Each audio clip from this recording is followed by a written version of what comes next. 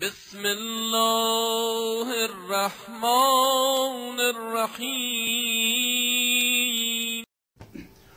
اعوذ باللہ من الشیطان الرجیم. بسم اللہ الرحمن الرحیم. الحمد للہ رب العالمین وصلی اللہ علی سیدنا محمد وعلی الطاہرین المعصومین.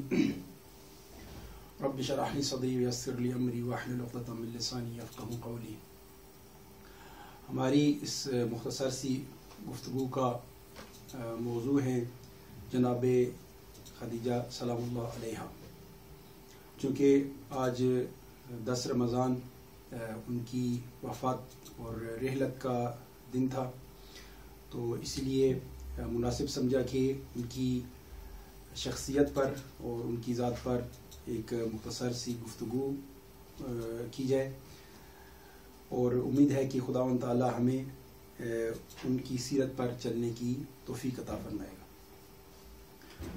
جناب خدیجہ سلام اللہ علیہ کی زندگی ایک نہایت ہی پرتجمل، پرتعیش اور ایک شاہانہ، جس طرح کہتے ہیں کہ ایک امیر خاندان سے تعلق رکھتی تھیں، اور خود بھی ایک بہت بڑی وہاں کی مکہ کی امیر شخصیات میں سے شمار کی جاتی تھی. اور آپ کا جو پیشہ تھا وہ تجارت تھا، اور اسی کے ذریعے آپ کا گزر بسر ہوتا تھا، اور اپنے قافلوں کو تجارت کے لیے بھیجا کرتی تھی. اسلام لانے سے پہلے اور پیغمبر اکرم صلی اللہ علیہ وآلہ وسلم سے آشنائی سے پہلے آپ کی زندگی ایک ہی بہت ہی پروقار اور مادی لحاظ سے ایک اعلیٰ درجے کی زندگی تھی. لیکن جیسے ہی نبی کریم صلی اللہ علیہ وآلہ وسلم کی ذات سے آشنائی ہوئی، ان سے واقفیت ہوئی اور آگاہ ہوئی ان کی ذات کے بارے میں، اور جیسا کہ ان کو کچھ کتابوں سے اس بارے میں علم بھی تھا کہ ایک بہت بڑی تبدیلی آنے والی ہے، ایک نبی آنے والا ہے، تو اس صورتحال کو بھی آپ نے جانچ لیا تھا، اور وہ خصوصیات اور وہ جو کوالٹیز تھیں وہ آپ کو حضرت صلی اللہ علیہ وآلہ وسلم کی ذات میں نظر آ رہی تھی. لہٰذا آپ نے ان کو اپنا امین بنایا اور تجارت کے لیے ان کو مختلف ممالک میں شام کی طرف اور دوسرے علاقوں کی طرف بھیجا، اور نبی کریم صلی اللہ علیہ وسلم سے اس قدر متاثر ہوئیں کہ آپ نے خود اپنی طرف سے ان کو ازدواج کا پیغام بھیجا. تو یہ حضرت خدیجہ کی ایک بہت بڑی خصوصیت تھی کہ وہ ایمان اور حق کی طرف مائل تھی شروع سے ہی. جب پیغمبر اکرم صلی اللہ علیہ وسلم کے ساتھ رشتہ ازدواج میں منسلک ہو گئیں، تو اس کے بعد آپ کے ایمان کا یہ عالم تھا کہ جس وقت مکہ کے اندر سب لوگ مشرک تھے، سب لوگ کفر و الحاد میں ڈوبے ہوئے تھے، اس وقت حضرت خدیجہ سلام اللہ علیہ حضور صلی اللہ علیہ وسلم پر ایمان لے کر آئیں، اور نہ فقط ایمان لے کر آئیں بلکہ اس پر ثابت قدم بھی رہیں، اور تمام مشکلات میں پیغمبر اکرم صلی اللہ علیہ وآلہ وسلم کا بھرپور ساتھ دیا. اس حد تک ساتھ دیا کہ اپنی ساری زندگی کی جمع کی ہوئی دولت اور مال اور ثروت اسلام کی سربلندی کے لیے، اسلام کو پھیلانے کے لیے اور اسلام کی ترویج کے لیے اس کو خرچ کر دیا. یہ کوئی ایسی یعنی ہمارے لیے یہ بات کہنا بہت آسان ہے، اور جس کو یہ صورتحال پیش آتی ہے وہ زیادہ بہتر جانتا ہے کہ ایک امیر اور شاہانہ زندگی کو چھوڑ کر انسان سادہ زندگی گزارنا جو ہے وہ پسند کرے. یہ بہت ہی سخت مرحلہ ہوتا ہے انسان کے لیے کہ جو آسائشات میں رہنے کا عادی ہوتا ہے، اس کے لیے سادہ زندگی اور بالکل ہی نچلے سطح کی زندگی گزارنا کوئی آسان کام نہیں ہوتا. حضرت خدیجہ سلام اللہ علیہ نے سارا مال اور سارا جو اپنا جتنا بھی ان کے پاس ذخیرہ تھا مادی حوالے سے، وہ سارے کا سارا اسلام کی ترویج کے لیے خرچ کر دیا. لہٰذا ہم اگر ان کو محسنہ اسلام کہیں تو یہ غلط نہیں ہے. یقیناً حضرت خدیجہ سلام اللہ علیہ اسلام کی محسنہ ہیں. اسلام کی ابتدا میں انہوں نے وہ مدد کی اسلام کی کہ جو اس وقت ضرورت تھی. واقعاً پیغمبر اکرم صلی اللہ علیہ وسلم کو مادی اعتبار سے بہت زیادہ مدد کی ضرورت تھی، اور پیغمبر اکرم نے اسی ہی مال کے ذریعے اسلام کو پھیلایا.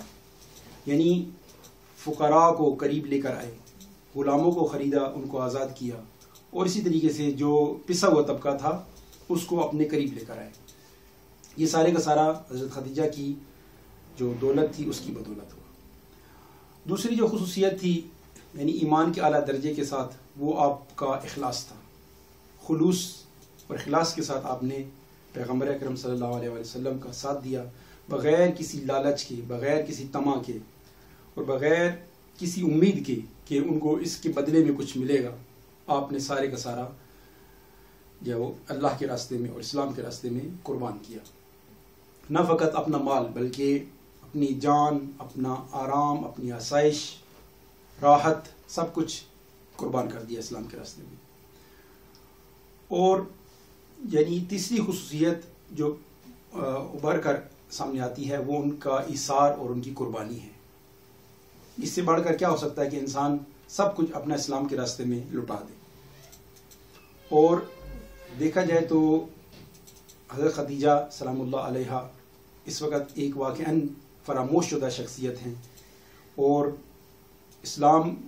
عالم اسلام کے اندر ان کی یاد اس طرح سے نہیں منائی جاتی جس کی وہ مستحق ہیں. یقیناً یہ وہ شخصیت ہیں کہ جن کی دولت کی وجہ سے اسلام کو اب یاری اسلام کی ہوئی اور اسلام پھلا. دو شخصیات ہیں، ایک حضرت خدیجہ سلام اللہ علیہا اور ایک حضرت ابو طالب علیہ السلام، اور دونوں کی وفات ایک ہی سال میں ہوئی. اور پیغمبر اکرم صلی اللہ علیہ وسلم کو ان دونوں شخصیات کے دنیا کے جانے سے اس قدر غم تھا کہ آپ نے اس سال کا نام ہی عام الحزن رکھ دیا. حضرت خدیجہ سلام اللہ علیہا نے مشکلات میں حضرت صلی اللہ علیہ وسلم کا بہت بھرپور ساتھ دیا، ان کی غم گسار رہیں، ان کو حوصلہ دیا، اور ان کی ہمدردی ان کے ساتھ جو ہے وہ مسلسل کرتی رہی، جس کی وجہ سے پیغمبر اکرم صلی اللہ علیہ وسلم جب باہر سے مشکلات اٹھا کر باہر سے ان کو جب ان پر پتھر برسائے جاتے، ان کے راستے میں کانٹے بچھائے جاتے، تو گھر میں آ کر جو ان کو دلداری دیتی، جو ان کے ساتھ ہمدردی کرتی تھی، وہ حضرت خدیجہ سلام اللہ علیہ تھی. آپ کی فضیلت اور آپ کے جو فضائل ہیں وہ بہت زیادہ ہیں، احادیث میں بیان کیا گیا ہے. حضرت خدیجہ سلام اللہ علیہ ان 4 بڑی خاتون شخصیات میں سے ہیں کہ جن کو سیدہ نساء اہل الجنہ کہا گیا ہے. ان میں سے حضرت خدیجہ سلام اللہ علیہ ایک ہے، وہ خاتون ہے. اس کے علاوہ پیغمبر اکرم صلی اللہ علیہ وسلم کو ہمیشہ ان کی یاد آتی تھی. زندگی کے آخری وقت تک آپ حضرت خدیجہ سلام اللہ علیہ کو یاد کیا کرتے تھے، اور آپ سے اس قدر محبت تھی کہ جب تک حضرت خدیجہ زندہ تھیں حضرت صلی اللہ علیہ وسلم نے دوسری شادی نہیں کی. یعنی ان کی محبت میں، ان کی الفت میں اور ان کے احترام میں پیغمبر اکرم صلی اللہ علیہ وسلم نے فقط جو ہے وہ انہی کے ساتھ اپنا وقت گزارا. لہذا حضرت خدیجہ سلام اللہ علیہ کی زندگی ہمیں یہ درس دیتی ہے، اور ہم اس سے یہ سیکھتے ہیں کہ اسلام کے لیے اور دین کے لیے سب کچھ قربان کر دینا چاہیے. اگر وقت آئے، ضرورت پڑے، تو نہ جان کی پرواہ کی جائے اور نہ مال کی پرواہ کی جائے، اور حق کا ہمیشہ ساتھ دیا جائے. جو بھی ولی خدا ہو اس کا ساتھ دیا جائے، جس طرح حضرت خدیجہ سلام اللہ علیہ نے نبی اللہ پیغمبر اکرم صلی اللہ علیہ وسلم کا ساتھ دیا، ان کو حق پر جانتے ہوئے، ان کو برحق سمجھتے ہوئے ان کا ساتھ دیا. اسی طریقے سے ہماری بھی ذمہ داری ہے کہ ہم بھی اپنے آپ کو ہر وقت آمادہ رکھیں حق کا ساتھ دینے کے لیے، اور حق کی آواز کو بلند کرنے کے لیے ہر قسم کی قربانی کے لیے اپنے آپ کو ہمیشہ تیار رکھیں. وما علینا الا البلاغ. السلام علیکم ورحمۃ اللہ وبرکاتہ.